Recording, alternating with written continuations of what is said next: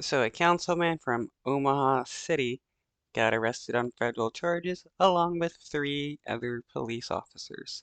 Palermo was arrested this morning, and he is now facing 9 federal counts. The indictment accuses him of accepting trips and gifts, all in exchange for using his position of power. And that is just the tip of the iceberg. Oh, so something that Clarence Thomas is doing as well.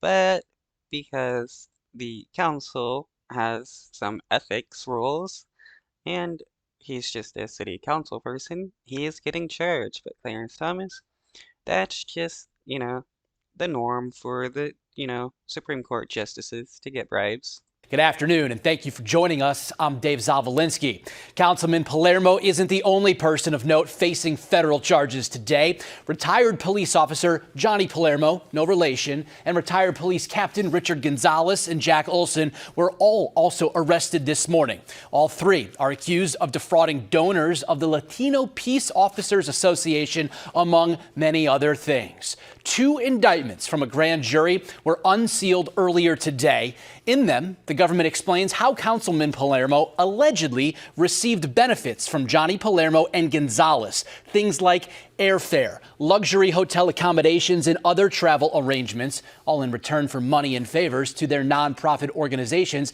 that Johnny Palermo and Gonzalez ran. In all, there are 9 federal counts listed in the indictment naming the councilman, including varying types of fraud. Wow, cops. They're supposed to be protecting and serving the community. Supposed to be, obeying the laws and enforcing laws. Yet consistently, they're the ones breaking laws more than anybody else. There are 54 pages of information to walk you through, and we will do so over the course of the next hour here on First at 3, including right now wiretap conversations inside this indictment between the defendants. Jacqueline Fernandez has been combing through that part of the story for us. She joins us now over at the live desk. And Jacqueline, the pages of eyebrow-raising exchanges in this indictment. To say the least, Dave. So let's start with perhaps the most alarming recorded phone conversation between then police officer Johnny Palermo and Vinny Palermo. The two were discussing whether any plane tickets or hotel rooms were put in Vinny's name. Johnny says, quote, "It made me look into the Jewish people and how they operate. They're like the mafia on top of the mafia," to which Wow, that made me look into the Jewish people and how they operate. They're like the mafia on top of the mafia. Like, wow. I guess that. Oh wow, this is crazy. Vinny responds, quote, "They always have been. That's why District 66 is so tight." Another recorded conversation from September of last year between Johnny Palermo and Richard Gonzalez reveals the two men talking about hotel and airfare receipts to keep track of their spending using the LPOA credit card. There's a call from an FBI agent to Vinny Palermo where the agent asks him if he receives payments from LPOA or if he's ever received money from them. He says no twice, then calls Johnny Palermo on the same day, telling him about the call from the FBI agent, to which Johnny replies, quote, "They're digging. They probably got a whole file on us now."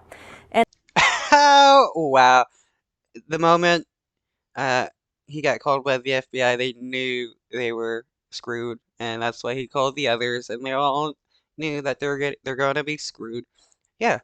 Uh, they gave him the chance to admit to his crimes, and he said no, and now they're going to throw the books at him.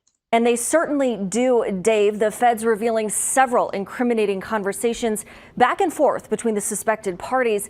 And of course, this is just the first step in this case. We'll be sure to keep you updated as new developments start to take shape. Dave? All right, Jacqueline, great reporting. Thank you very much. Let's break down some of the other highlights from the indictment. It alleges that Councilman Palermo failed to disclose gifts and other items that he received from Omaha Glass Pro, a company that he owned for several years. That same company received $93,000 in contracts awarded by the city.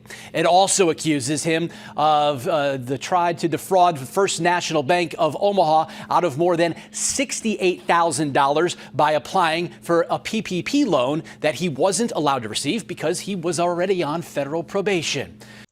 Wow. Wow, this dude is just corrupt. And so many people fraudulently applied for the PPP loans, and a lot of them have been have gotten arrested over it, which is good. Councilman Palermo faces 4 counts of wire fraud for failing to disclose numerous other financial benefits. All right, the second indictment focuses on crimes from former Omaha police officers Johnny Palermo, Richard Gonzalez, as well as Jack Olson.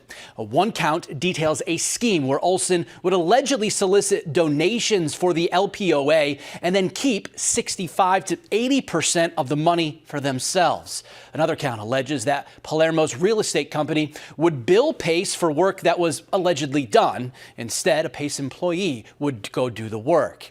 And perhaps most disturbingly, Johnny Palermo is accused of impeding a rape investigation. According to the indictment, he provided advice to Olson, who was the primary suspect, including details about the ongoing investigation and what Olson should tell investigators to do so that he could go and beat the charge. Wow. So a cop rapes a person and others are giving him a defense. And this happens a lot with cops, you know. They commit a crime and the people they have an in with will protect them so they can get away with their crimes, you know. There's been tons of rapes by cops, tons of murders, tons of, you know, theft and stuff, and they just get protected. As you might guess, reaction from fellow city leaders was swift and strong this afternoon.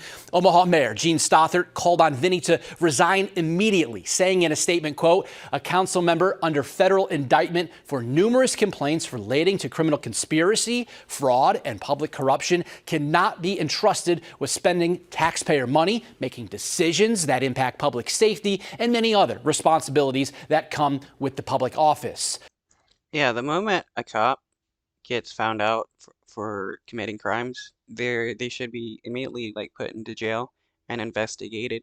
And if they're found innocent, well, they can be released. And if they're found guilty, well, they can then go to like a security max prison.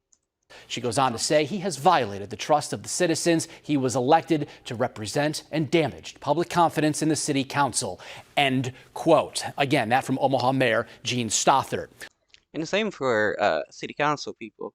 If you're entrusted with authority to like run a city or represent people and you decide to become corrupt and abuse your power, well, you can go into a security max prison. Omaha Police Chief Todd Schmatter saying in a statement today, "I am appalled but unfortunately not shocked at the content of the federal indictments.